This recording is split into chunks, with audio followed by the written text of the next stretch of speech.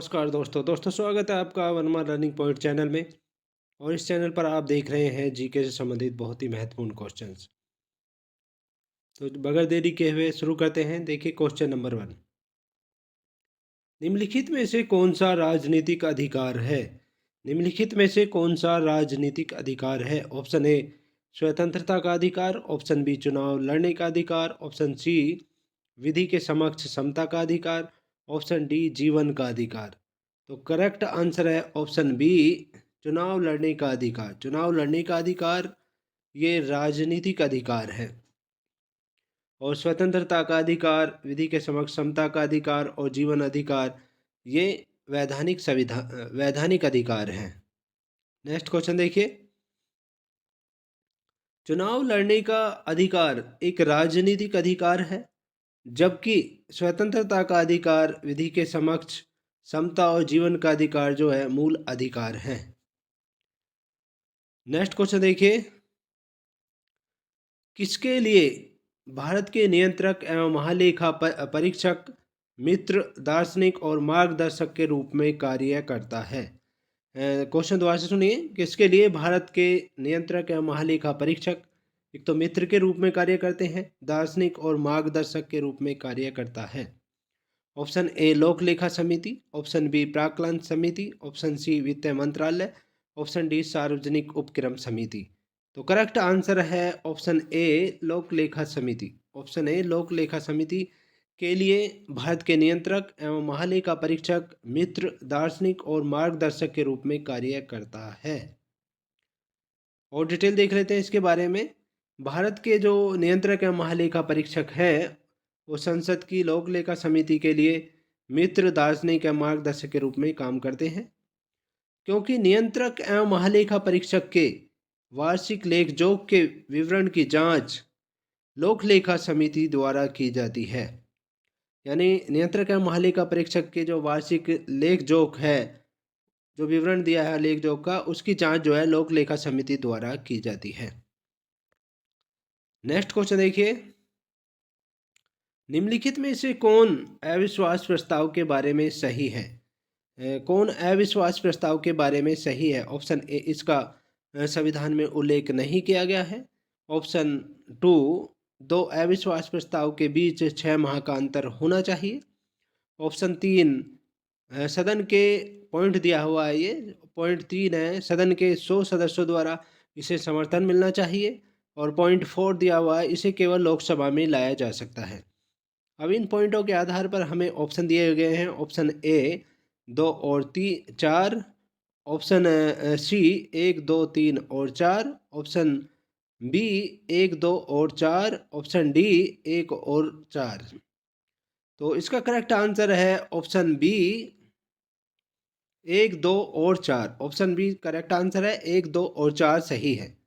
यानी इसका संविधान में उल्लेख नहीं किया गया है, अविश्वास प्रस्ताव के बारे में संविधान में नहीं लिखा गया है।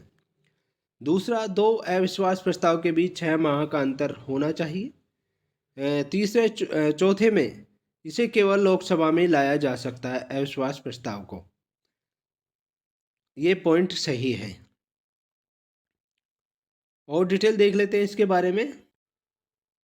डिटेल देखिए, अविश्वास प्रस्ताव केवल लोकसभा में ही पेश किया जा सकता है, और इसे प्रस्तुत करने के लिए सदन से 50 सदस्यों की सहमति होनी चाहिए। सदन के 50 सदस्यों की सहमति होनी चाहिए इसे प्रस्तुत करने के लिए। और 2 अविश्वास प्रस्ताव के बीच कम से कम 6 माह का समय होना चाहिए, और इस प्रक्रिया का संविधान में उल्लेख नहीं किया गया है। नेक्स्ट क्वेश्चन देखिए, भारतीय संसद की कार्यवाही में अपनाया जाने वाला शून्यकाल संदर्भित है। क्वेश्चन दोबारा से सुनिए, भारतीय संसद की कार्यवाही में अपनाया जाने वाला शून्यकाल संदर्भित है। ऑप्शन ए प्रश्नकाल के पहले का समय, ऑप्शन बी अधिवेशन का प्रथम घंटा, ऑप्शन सी प्रश्नकाल के तुरंत बाद का समय, ऑप्शन डी विशेषाधिकार प्रस्ताव की स्वीकृति। तो करेक्ट आंसर है ऑप्शन सी प्रश्नकाल के तुरंत बाद का समय। प्रश्नकाल के तुरंत बाद का समय संसद की कार्यवाही में अपनाए जाने वाला शून्यकाल है। और डिटेल जान लेते हैं इसके बारे में। प्रश्नकाल के तुरंत बाद शून्यकाल शुरू होता है और यह दोपहर 12 बजे से आरंभ होता है। प्रश्नकाल दोपहर 12 बजे से 1 बजे के करीब तक होता है ये। प्रश्नकाल और कार्यक्रम तय करने के मध्य के समय को शून्यकाल कहते हैं और यह संसदीय प्रक्रिया में आधुनिक भारत की देन है जो 1962 से जारी है, यानी इस प्रक्रिया को भारत ने ही दिया है। नेक्स्ट क्वेश्चन देखिए, किस लोकसभा अध्यक्ष ने मातोश्री पुस्तक लिखी है? किस लोकसभा अध्यक्ष ने मातोश्री पुस्तक लिखी है? ऑप्शन ए मीरा कुमार ने, ऑप्शन बी सुमित्रा महाजन ने, ऑप्शन सी सोमनाथ चटर्जी ने, ऑप्शन डी मनोहर जोशी ने। तो करेक्ट आंसर है ऑप्शन बी सुमित्रा महाजन ने लिखी है। मातोश्री पुस्तक जो लिखी है सुमित्रा महाजन स्पीकर हुए थे, उन्होंने लिखी है ये।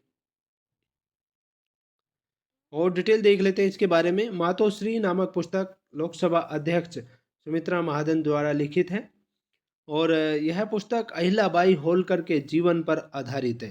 अहिल्याबाई होलकर के जीवन पर ये आधारित है। आपको बता दें कि अहिल्याबाई होलकर मालवा राज्य की मराठा शासिका थी।